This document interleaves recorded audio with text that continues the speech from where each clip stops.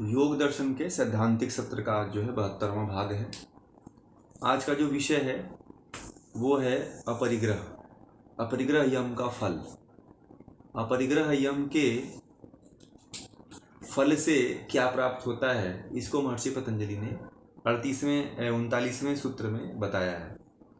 तो सूत्र को पढ़ते हैं, फिर उसके अर्थ को जानेंगे शब्दों के, फिर उसके अर्थ को समझेंगे। अपरिग्रह स्थैर्य जन्म कथांत संबोधः। अपरिग्रह, अब इसके शब्दों के अर्थ को जानेंगे। अपरिग्रह स्थैर्य, इसका जो अर्थ है अपरिग्रह का दृढ़ता पूर्वक पालन करने पर। जन्म कथांत संबोध, इसका जो अर्थ है जन्म के संबंध में जानने की इच्छा तीव्र हो जाती है। ये दो शब्द हैं, इन दो शब्दों के अर्थ रहे। अब इसका जो अर्थ है वो ये है, शाब्दिक रूप से देखा जाए तो, कि अपरिग्रह की दृढ़ता, अपरिग्रह का दृढ़ता पूर्वक पालन करने पर जन्म के संबंध में जानने की तीव्र इच्छा उत्पन्न हो जाती है।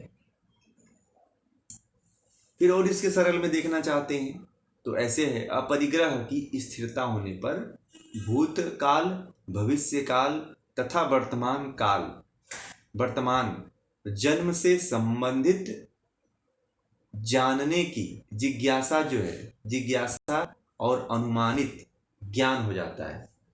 जिज्ञासा और उसको जानने की, अनुमान लगाने का जो है ज्ञान जो होता है वो जागृत हो जाता है, जाग जाता है। सरल से देखना चाहते हैं और इसे सरलता से समझना चाहते हैं तो ऐसे है कि अपरिग्रह का अच्छी तरह से पालन करने पर योगी को जन्म के संबंध में, यानी कि जन्म यानी कि शरीर क्या है, मैं शरीर हूँ या आत्मा हूँ, मैं कौन हूँ, कहाँ से आया हूँ, कहाँ जाऊँगा, मुझे क्या करना चाहिए, मेरा क्या सामर्थ्य है, इत्यादि विषयों को जानने की जो तीव्र इच्छा है जो उत्पन्न होती है, वही जो है अपरिग्रह का फल है। जन्म के संबंध में कि मेरा जन्म क्यों हुआ है, कैसे हुआ है, मैं आत्मा हूँ कि शरीर हूँ, मैं क्या हूँ, ये तमाम जो तरह तरह के जो प्रश्न हैं वो सभी तरह तरह के प्रश्न जो है योगी के मन में उठा करते हैं या उत्पन्न होते हैं जन्म के विषय में जो है। अब महर्षि पतंजलि तो ये कहते हैं कि दृढ़तापूर्वक अगर आप अपरिग्रह का पालन करेंगे, परिग्रह मतलब इकट्ठा करना, अपरिग्रह मतलब इकट्ठा नहीं करना, धन को इकट्ठा नहीं करना।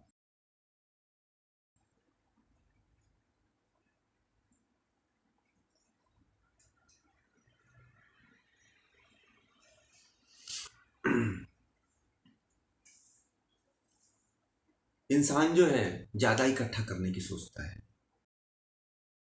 बारे नहीं सोचता है कि मैं इकट्ठा कर लूँ, मेरे पास घर हो जाए, मेरे पास बंगले हो जाए, मेरे पास इतना खेत हो जाए, मेरे पास घर में सारी सुविधाएं हो जाएं। इकट्ठा करते करते उसमें इतना उभरम जाता है, इतना फंस जाता है कि अपरिग्रह भूल जाता है कि मुझे अपरिग्रह करना चाहिए। केवल जीने के लिए अपरिग्रह करना ही योगी होता है। बाकी जो परिग्रह करते हैं वो योगी नहीं होते, वो सांसारिक व्यक्ति होते हैं।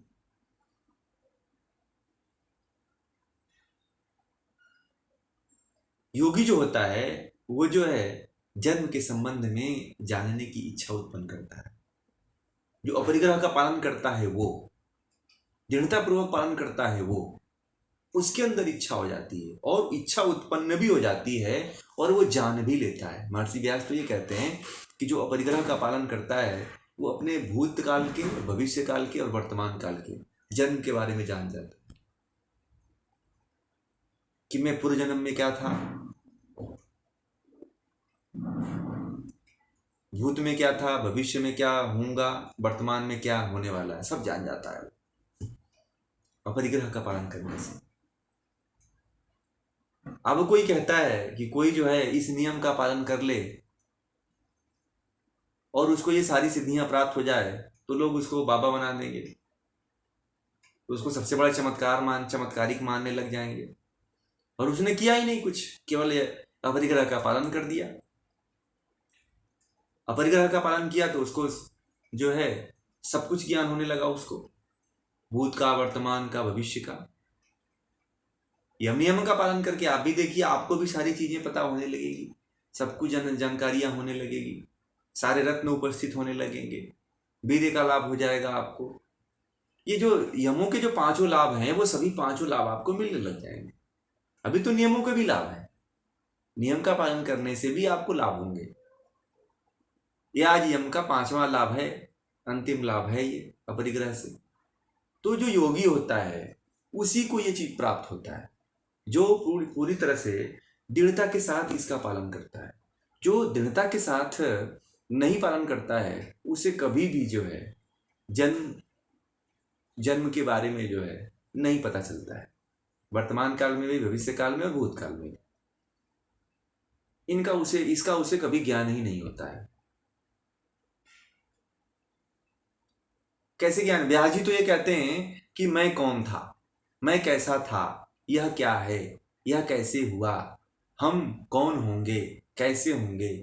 इस प्रकार योगी तीनों कालों के विषय में जान जाता है और जानने का प्रयत्न भी करता है, जानने की कोशिश भी करता है।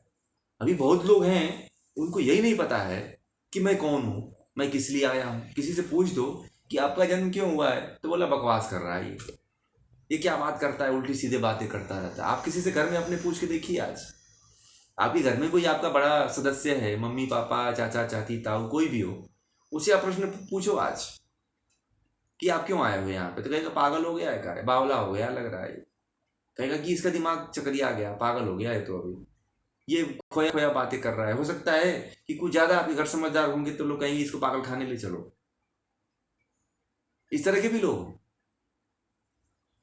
परंतु वो योग की बात है, वो योगी ही समझ सकता है, जिसको जन्म के संबंध में जानने की इच्छा उत्पन्न हो जाती है। जैसे महर्षि व्यास ने कहा कि ये कैसे हुआ, क्यों हुआ, इस तरह की बात योगी करता है।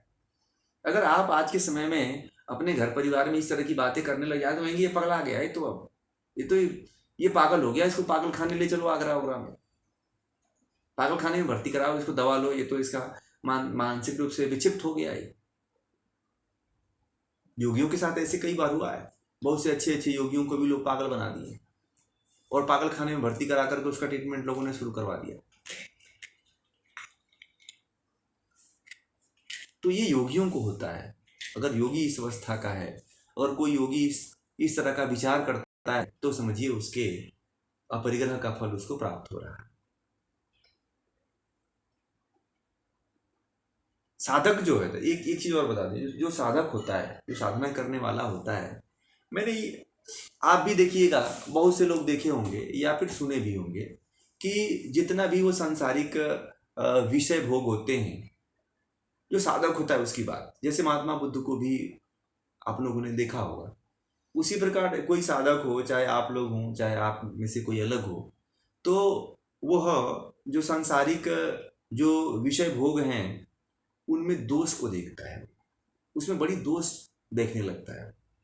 सामान्य व्यक्ति तो उसमें सुख ही ढूंढने का प्रयास करता है, परंतु जो साधक होता है, जो परमात्मा को जानना चाहता है, जो मैं कौन हूँ, कहाँ से आया हूँ, कहाँ जाऊंगा, इस तरह का जब प्रश्न करने लगता है तो वो सांसारिक भोग को भोगते हुए भी सांसारिक पदार्थों में दोष देखने लगता है।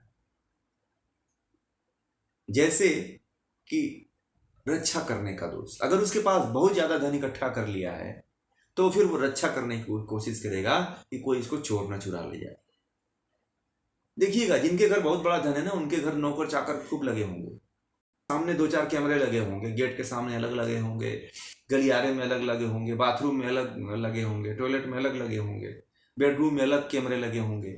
तो इस तरह की पूरा सुरक्षा संरक्षण बना के रखता है, वो रक्षण करने की खूब प्रयास करता है। फिर एक आध दो पुलिस जो है गेट के सामने खड़ा करवा देता है सरकार से गुहार लगा करके कि भाई हमारी सेफ्टी की जाए। तो उसको ये सब करने के बाद में ना उसे बड़ा दुख होता है, जो साधक होता है, कि ये जो वस्तुएं इकट्ठा किया हूं, उन वस्तुओं को इकट्ठा करने के लिए जो है कितने तरह के लोग लग रहे हैं, कितने लोग इसमें, कितने लोगों का समय बर्बाद हो रहा है, कितने लोगों का जीवन बर्बाद हो रहा है। इस तरह की तमाम बातें वो सोचने लगता है और संसार में उसे दुख दिखाई देने लगता है। फिर जो वस्तु इकट्ठा किया है वो इसके बारे में सोचने लगता है कि ये तो नष्ट हो जाएगी, अगर हम इसका उपयोग नहीं करते हैं, धन ऐसे ही हम रखे रहेंगे तो कहीं जो है इनकम टैक्स का कहीं रेड न पड़ जाए।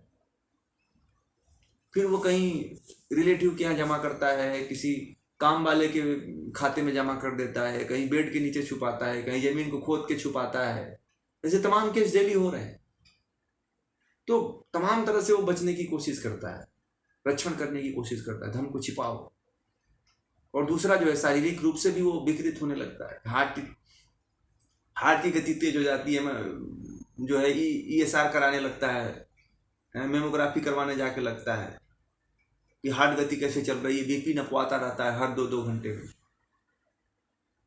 क्यों? क्योंकि वो इकट्ठा कर रखा है, छुपा रखा है, डर है, उससे भय है कि कहीं वो नष्ट ना हो जाए, कहीं सरकार का रेड ना पड़ जाए, कहीं मैं पकड़ा ना जाऊं। इस तरह की बातें वो तमाम तरह का सोच सोच करके उसको अंदर दुख उत्पन्न होता है। परंतु फिर भी आजकल के तो ऐसे हैं कि ऐसे लोग हैं कि इतना रेड पड़ने के बाद भी छिपा के रखते हैं, फिर दवा खाते रहेंगे, सर्जरी करवा लेंगे, बाईपास सर्जरी 4-4 5-5 करवा के लोग जी रहे हैं। फिर भी उनको नहीं पता चलता है कि मैं कहाँ से आया हूँ, मुझे कहाँ जाना है, मेरा क्या लक्ष्य है, मेरा क्या उद्देश्य। नहीं, उनको तो एक ही उद्देश्य दिखाई देता है कि मेरा पैसा संरक्षित रहे, मेरे बाल बच्चों को उपयोग में आ जाए, बस। उनकी बात इतनी ही सोच है सांसारिक व्यक्ति की। जो साधक व्यक्ति है उसकी बात नहीं। साधक व्यक्ति तो इसमें दोष देखने लगता है। जो योगी होता है वो इन तमाम जो संरक्षण की वस्तुएं हैं, जो रक्षण करता है, इसमें भी उसको दोष दिखाई देने लगता है।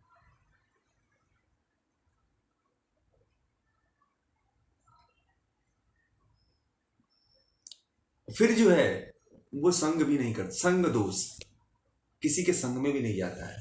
सोचता है कि मैं अगर किसी के संग गया, किसी को अपने घर बुला दिया, किसी को घर पे खाना बैठा खिला दिया, तो मेरे धन रुपए को कहीं देख लेगा, मेरे वैभव को देख सकता है, मेरे ठाट बाट को देख लेगा, बाहर जाकर के कहेगा इसके पास तो बहुत बड़े धन है, बहुत बड़े रुपए पैसे, इसके पास इतनी ठाट व्यवस्था है इसके घर में, ये तो मैंने आज तक देखा ही नहीं था। मैं तो समझता था कि फला व्यक्ति बड़ा मीडियम और सिंपल तरह से दिखता होगा, मगर घर में तो इसके करोड़ों की संपत्ति है, घर में तो इसके अरबों की संपत्ति है। वो इसलिए किसी के संपर्क में नहीं रखता है। वो सोचता है कि किसी संपर्क मत करो, किसी से दोस्ती मत करो, किसी को घर पे मत बुलाओ, किसी को खाना मत खिलाओ, किसी से प्रेम भाव मत रखो, किसी का आना जाना मत रखो, आस पड़ोस से संपर्क मत रखो। इस तरह का व्यक्ति हो जाता है। वो आसपास से लोगों से बात करने से डरता है, लोगों से आंखें छुपा करके भागता है। वो कहता है कि नहीं, मुझे पड़ोस वालों से परिचय ही नहीं करता है। वो पड़ोस वालों को देख के भागता है। पड़ोस वाले थोड़ा सा सोचते हैं कि मुझसे बात करेगा, मगर आंखें नीचे दबा करके फिर भागता है वो, कि कहीं उसे परिचय ना हो जाए। तो संग दोष से भी वो डरता है। जो योगी होता है वो संग दोष से नहीं डरता है, क्योंकि उसको संग करना ही नहीं है। वो तो जानता है उसके लिए क्या है, वो कुछ रखता ही नहीं है। जब वो रखेगा नहीं तो संग दोष से डर कैसे? अरे भाई, कोई आए कुटिया में देख ले, उसके पास तो केवल दरी होगी, एक कंबल होगा और बिछाने के लिए, और आसन होगा, बस यही मिलेगा और कुछ मिलेगा नहीं उसके यहाँ। और जो परिग्रही होगा, परिग्रह वाला होगा, वो तो तमाम तरह के सोफा रखा हुआ है, तमाम तरह की सुविधाएं रखा हुआ है, घर में पूरा एक से एक नंबर 1 व्यवस्था खड़ा करके लग्जरियस व्यवस्था करके रखा हुआ है। तो वो तो डरेगा, संग दोष से डरेगा। फिर जो है हिंसा दोष, फिर अंत में उसे हिंसा का भय बना रहता है कि कहीं अब तो मान लो कि मैंने धन इकट्ठा कर लिया, मैंने रुपया इकट्ठा कर लिया, पैसा इकट्ठा कर लिया, धन दौलत इकट्ठा कर लिया, अब मुझे इस पे हो सकता है कि चोर कहीं आक्रमण ना कर दें, कहीं मेरे जान माल को खतरा ना हो, चोर आए और मुझे जान मार करके लेकर के मेरे धन को और मेरे वस्तु को जो मैं इकट्ठा किया उसको लेके जाए। वो इस तरह के प्रश्न उसके अंदर उठते रहते हैं।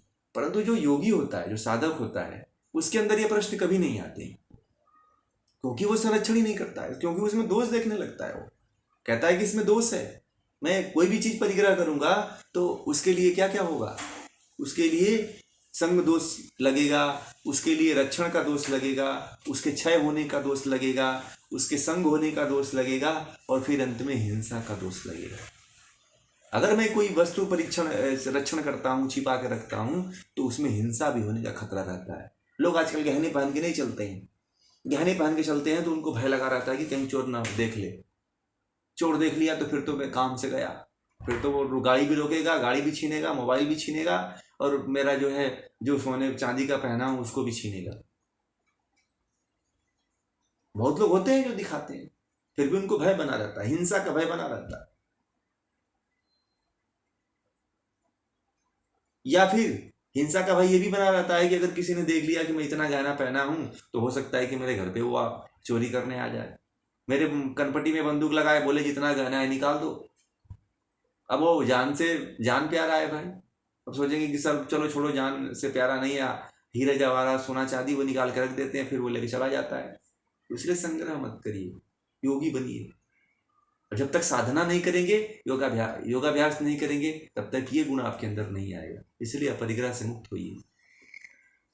संसार में जो साधक होता है, इन तमाम जो रक्षण करने का जो ये गुण सभी मनुष्यों के अंदर छिपा रहता है, वो उसके अंदर नहीं होता है। सब में दोष देखता है।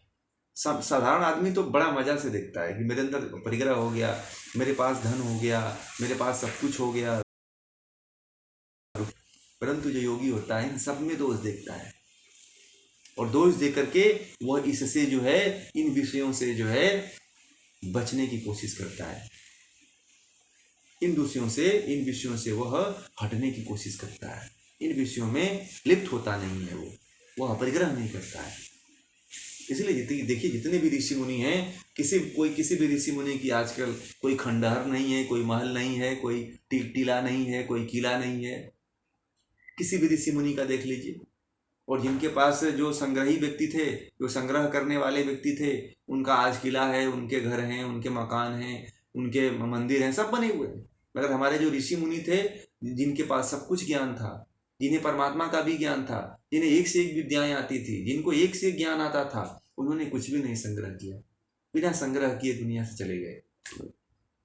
और इससे अच्छा जीवन क्या हो सकता है? ऐसे से उत्तम संस्कृति क्या हो सकती है? तो इसीलिए जब आप अपरिग्रह का पालन करेंगे तो आपके अंदर भी ये सारे गुण आ जाते हैं। जब ये सारी चीजें आप दोष जब देखने लग जाएंगे, आप भी दोष देखना शुरू कर दीजिए। और जब आप दोष देखना शुरू कर दोगे, प्रारंभ कर दोगे जीवन के विषय में, इस तरह का आप देखने लग जाओगे, जो संरक्षण कर रहे हो, जो आप संग्रह कर रहे हो, कि तब जाकर के आपके अंदर ये विचार उठेगा, तब जाके जन्म के बारे में आपके अंदर विचार भाव उठेगा कि जो है मैं भूतकाल में कौन था। तब जाकर के उठेगा। जब आप संग्रह करना छोड़ दोगे तो, नहीं तो बार बार तो यही उठेगा कि मेरा धन कोई उठा न ले जाए, कोई चुरा न ले जाए, न कोई हिंसा न कर दे, यही विचार बार बार आएगा। वो तब विचार नहीं आएगा जब आप संग्रह करना छोड़ दोगे। संग्रह करना जब छोड़ दोगे, सांसारिक विषयों के प्रति आप रहना छोड़ देंगे, तो फिर आपको क्या होगा कि मैं भूतकाल में कौन था और कैसा था, यह जीवन क्या है और कैसा है, आगे भविष्य में हम सभी कैसे होंगे। तीनों कालों में भूतकाल, भविष्य काल, वर्तमान काल, इस तीनों कालों के बारे में जानने की जिज्ञासा उसके अंदर उत्पन्न हो जाती है। ऐसा भाव उत्पन्न होता है उसका, क्योंकि वो सब में दोष देखने लगता है। जो साधारण आदमी है वो दोष नहीं देखता है, इसलिए उसको कुछ पता ही नहीं चलता है मैं कहाँ से आया, कहाँ जाऊंगा, मेरा क्या उद्देश्य है, मैं किस लिए जन्म लिया हूं, ये उसके अंदर कभी भाव ही नहीं आता है। फिर वो जो है आत्मा के विषय में आता है, आत्मा के विषय में सोचना प्रारंभ करता है कि ये आत्मा कौन है। फिर आत्मा को जानने की कोशिश करता है, फिर आत्म साक्षात्कार करता है। और ये चीज जो है, ये केवल योगी ही ये सोच सकता है।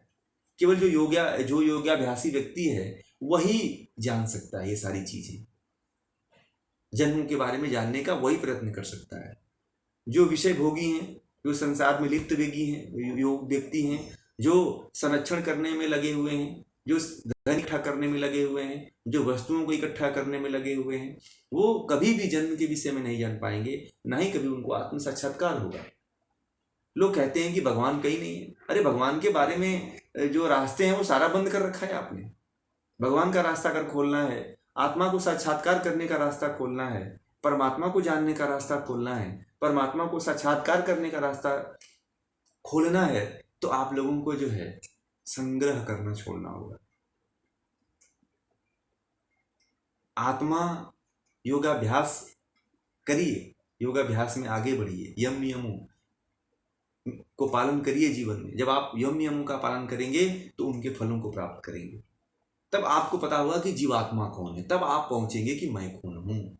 बहुत लोगों को ये कभी प्रश्न ही नहीं उठा जीवन में, हजारों जन्म बीत गए जन्म लेते लेते, उनको कभी ये मन में आया ही नहीं कि मैं कौन हूं, मैं कहाँ जाऊंगा, मैं पिछले जन्म में क्या था। इस तरह की कभी बातें ही नहीं आती है।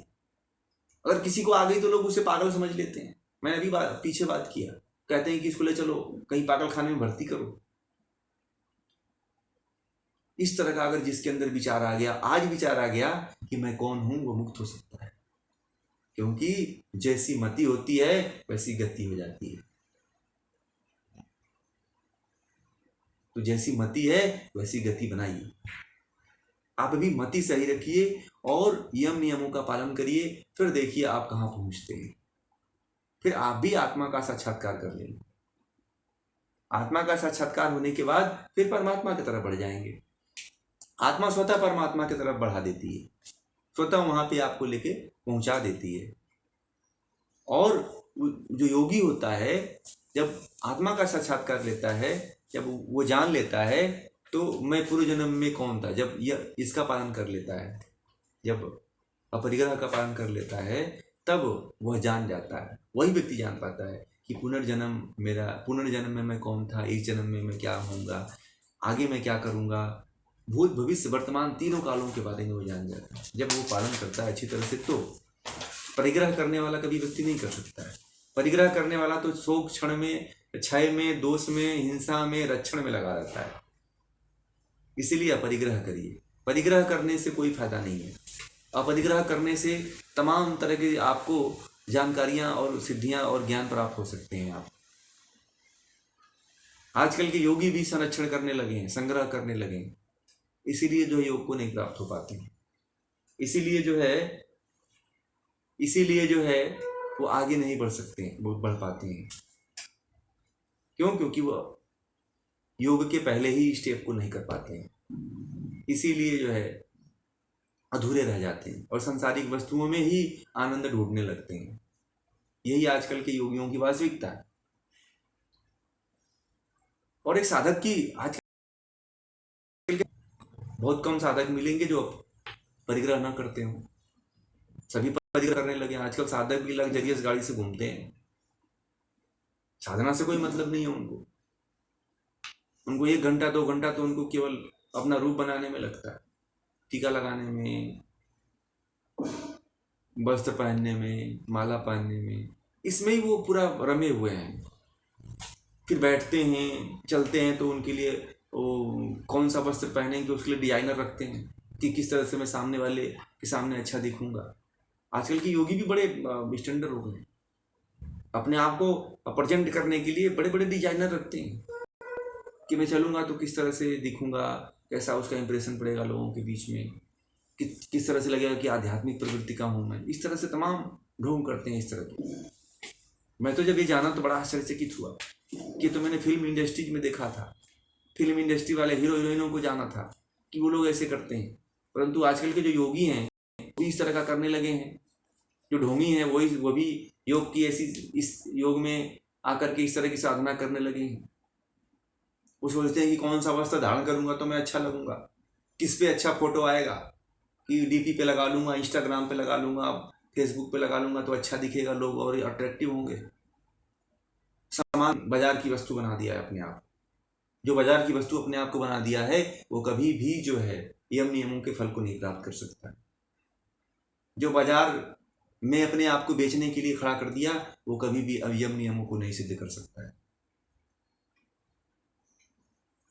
तो ये आज का अपरिग्रह का फल यहीं पे समाप्त होता है। आप लोगों का कोई प्रश्न हो तो फिर